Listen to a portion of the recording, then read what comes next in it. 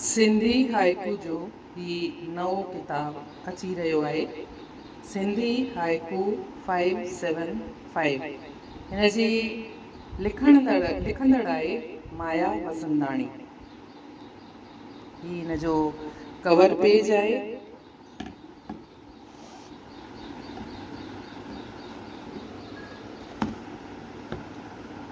ऐं ही हिन जो बैक साइड पेज आहे।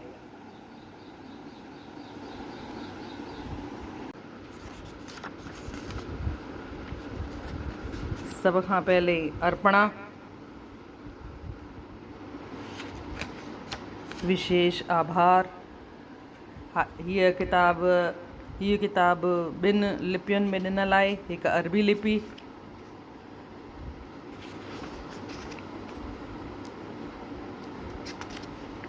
ऐं उन खां पोइ वरी देवनागरी लिपि। देवनागरी लिपीअ में लिखियलु आहे त हाइकू छा थींदा आहिनि, उन जी बुनियादी ॼाण छा आहे। त हिन में सभ खां पहिरीं ॿुधायलु आहे त हाइकू कीअं आया। ही जापानी इबारत ते बीठल हाइकू कीअं आया ऐं जापान सां थी करे वरी हिंदुस्तान में कीअं आया। हिंदुस्तान में हिन खे केरु वठी आयो। इहा थोरो मुख़्तसर हिन जो इतिहास ॾिनल आहे। उन खां पोइ हिन जे बारे में कहिड़ा लिखण जा नियम आहिनि उहे बि ॾिनल आहिनि। ही नियम आहिनि।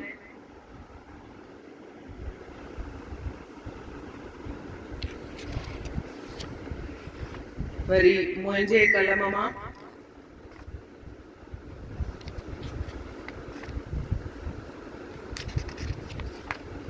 उन खां पोइ ईश्वर खे समर्पित 4 हाइकू ऐं उन खां पोइ रेगुलर हाइकू। हर क़िस्म जा हाइकू हिन में ॾिनल आहिनि।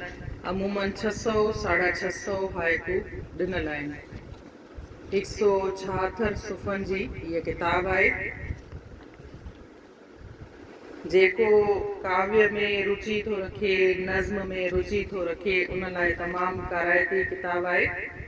काराइतो किताब आहे। ऐं जेको सिखणु थो चाहे उन जे लाइ बि तमामु काराइतो किताब आहे। छो त जेका ॿोली आहे तमामु सवली ॿोलीअ खे इस्तेमालु कयल आहे।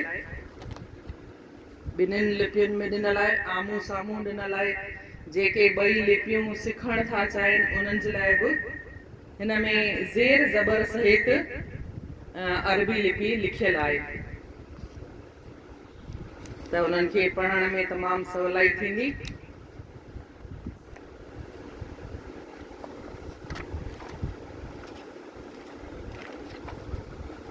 ही हिन जो बैक कवर पेज आहे।